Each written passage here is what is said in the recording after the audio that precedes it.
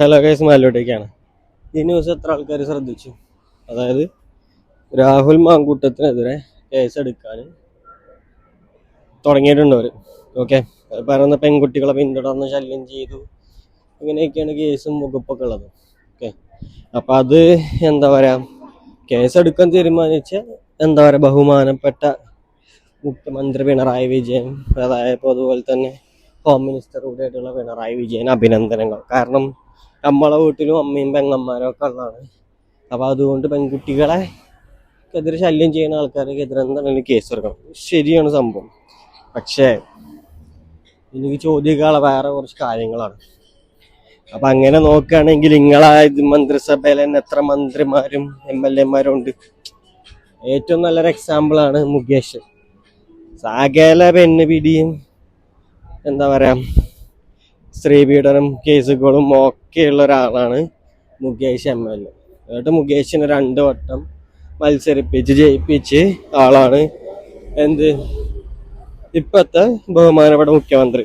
അപ്പം നിങ്ങൾക്ക് മുകേഷിനെതിരെ നിങ്ങൾ എന്താ കേസെടുക്കാത്ത? മുകേഷിനെതിരെ ഒരുപാട് ലൈംഗികാരോപണങ്ങളും പരാതികളും ഒക്കെ വന്നിട്ടുള്ളതാണ്. ഓക്കെ, ആദ്യ ഭാര്യനെ എന്താ പറയുക, വീട്ടിലിട്ട് ആക്രമിച്ചതിനും ഒക്കത്തിനും എന്താണ് കേസെടുക്കേണ്ടതായിട്ടുണ്ടോ?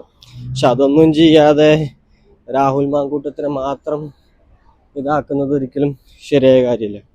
തെറ്റ് 2 ആളും ചെയ്തിട്ടുണ്ട്, 2 ആളെയും ശിക്ഷിക്കാനുള്ള ഇത് ഉണ്ട്, വകുപ്പുണ്ട്. പക്ഷെ ഒരാളെ മാത്രം ശിക്ഷിക്കുകയും മറ്റാൾക്കെതിരെ കേസില്ലാതെ അയാൾ MLA-യുടെ തുറന്നോട്ടെ, അയാൾ സുഖമായിട്ട് നടന്നോട്ടെ എന്ന് പറയുന്ന പരിപാടി ഒരിക്കലും ശരിയായ കാര്യമല്ല. ഓക്കെ, ഇപ്പം നിങ്ങളെ കയ്യിലാണ് പക്ഷെ MLA ആണ്, അതിന് നിങ്ങൾ എന്തായാലും സപ്പോർട്ട് ചെയ്യും. പക്ഷെ ഒരു നല്ലൊരു ഭരണം കാഴ്ചവെക്കാൻ എന്നുള്ള ഒരാൾ ഒരിക്കലും ചെയ്യേണ്ട കാര്യം അതല്ല.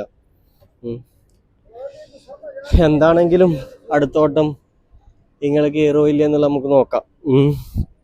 കാരണം കേരളത്തിലെ ജനങ്ങളൊക്കെ മാറി തുടങ്ങിയിട്ടുണ്ട്. 3ാമതൊരു സർക്കാർ, പിണറായി വിജയൻ സർക്കാർ ഒരിക്കലും വരില്ല. അതാണ് എനിക്ക് പറയാനുള്ളത്. കാരണം ജനങ്ങളൊക്കെ മാറി തുടങ്ങിയിട്ടുണ്ട്, ജനങ്ങൾ മാറി ചിന്തിച്ചും തുടങ്ങിയിട്ടുണ്ട്. അത് ഇനിയിപ്പോൾ BJP വന്നാലും കോൺഗ്രസ് വന്നാലും പാർട്ടികൾ ഏത് വന്നാലും നാട്ടിൽ ജനങ്ങൾക്ക് വലിയ സമാധാനം ഒന്നും ഉണ്ടാവില്ല എന്നുള്ളത് ശരിയാണ്. പക്ഷെ കേസെടുക്കുമ്പോൾ 2 ആൾക്കെതിരെയും കേസെടുക്കുന്നതാണ് ഒരു മാന്യമായ പരിപാടി.